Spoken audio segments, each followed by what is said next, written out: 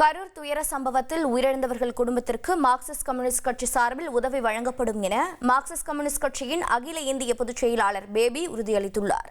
கூடுதல் விவரங்களை செய்தியாளர் மணிகண்டன் வழங்கி கேட்கலாம். மணிகண்டன், வணக்கம். மார்க்சிஸ்ட் கம்யூனிஸ்ட் கட்சியை சேர்ந்த பேபி அவர்கள் அளித்திருக்கக்கூடிய உறுதி என்ன? மேலும் தகவல்களை பதிவு பண்ணுங்க. வணக்கம்.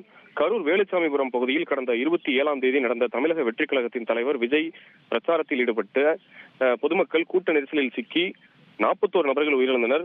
மேலும் 100க்கும் மேற்பட்டோர் படுகாயமடைந்தனர்.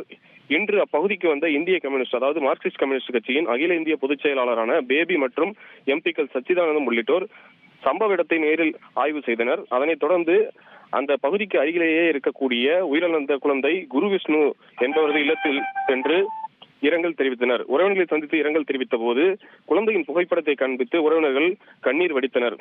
அப்போது அகில இந்திய பொதுச் செயலாளர் பேபி உறவினர்கள் கைகளை பற்றி கொண்டு மார்க்சிஸ்ட் கம்யூனிஸ்ட் கட்சியின் சார்பில் உதவி அளிப்பதாக உறுதியளித்தார்.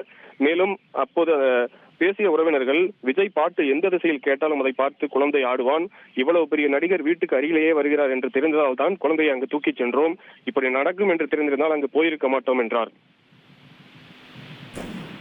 தகவல்களை வழங்கியதற்கு நன்றி மணிகண்டன். உங்கள் தந்திவன் தொலைக்காட்சியில் தெனாலிராமன் தினமும் மாலை 6 மணிக்கு காணத் தவறாதீர்கள்.